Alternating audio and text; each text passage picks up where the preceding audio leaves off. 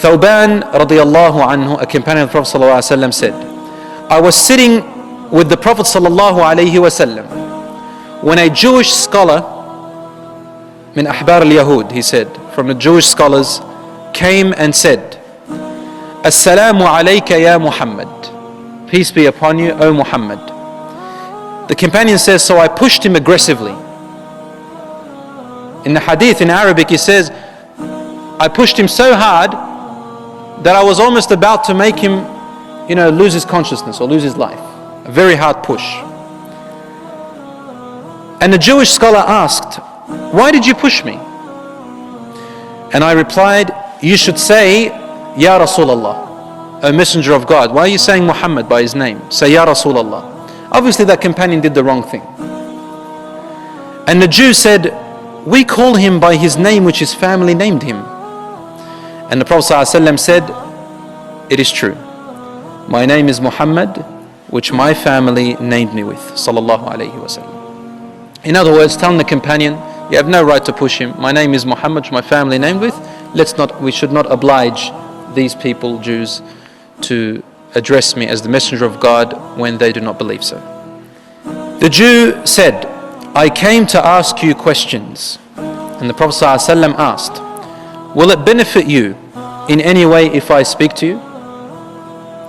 And he replied, well, I will listen with my own ears and be a witness.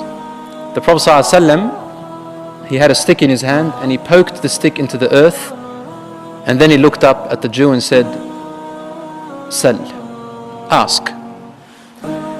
And the Jew asked his first question, where will people be when the earth and the sky are changed from their current state? يَوْمَ تُبَدَّلُ الْأَرْضُ غَيْرَ الْأَرْضِ وَالسَّمَاوَاتِ. Because the Jews, they believe that. And the Prophet ﷺ replied, in a darkness before the sirat, في ظلمة دون الصراط. The Jewish man then asked, so who are the first to cross it? The sirat, the bridge bestowed above hellfire. The Prophet ﷺ replied, the first to cross it will be the poor people among the migrants. Al-fuqara mina al-muhajirin. Then he asked, what will be their welcoming entree? What will be their welcoming entree? In the Arabic, he says, فَمَاذَا تُحْفَتُهُمْ. In the Arabic language, a tuhfa is a kind of spoiling that you do to your guests when they come to you, when they enter. So he's saying, what will be their welcoming entree? As if he's talking about food. What will be their spoil as guests when they first enter paradise? And the Prophet ﷺ, he said, it will be an entree of food, entree of meat of whales, meat from whales, of the most tender finger-sized pieces of their meat. And he mentioned sallallahu alaihi wasallam from the whale's liver. So there is a piece of meat finger size, in this world, that extends from the liver of the whale, fish meat.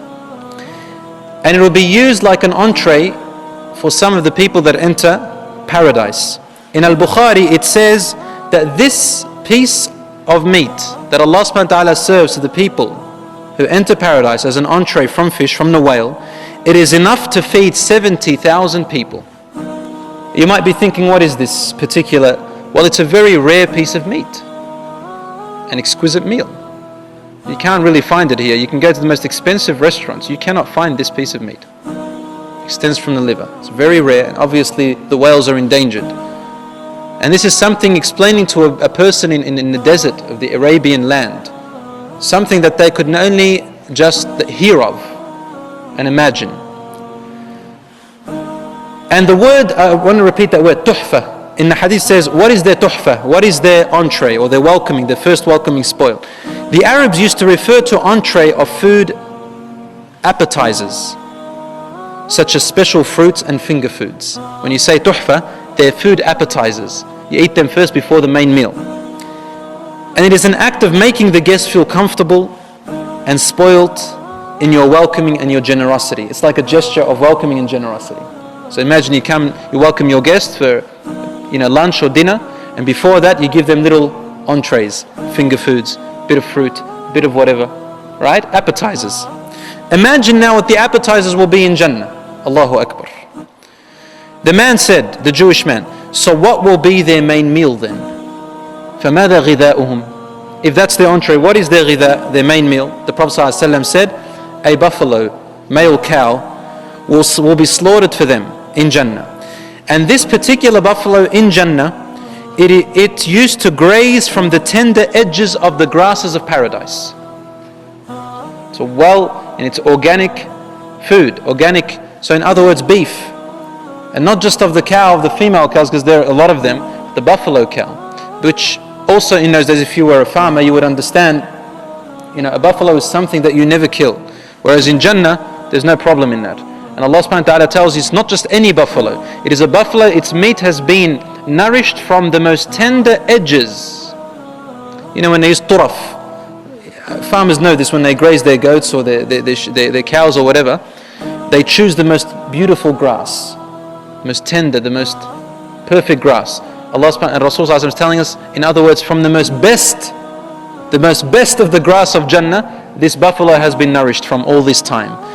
And this will be slaughtered for them and you will eat that. So, the Jewish scholar said, okay, what will be their drink with the beef then? So they're eating now. What will be their drink? What are they going to drink with it? And the Prophet ﷺ replied, it is a drink from a fountain in Jannah called Salsabil. And in another hadith or in the ayah in the Quran, the word ka's is used. Ka's mean a glass of wine from the river of Salsabil. The word Salsabil, easy flowing, beautifully tasting. It is a fountain that Allah had created with paradise called Salsabil. We'll get back to that inshallah shortly. The Jewish scholar then said to the Prophet ﷺ, Sadaqt, you have spoken the truth. And the Jew repeated the whole hadith to confirm it that he also believes in it. And the Prophet ﷺ smiled until his gums showed.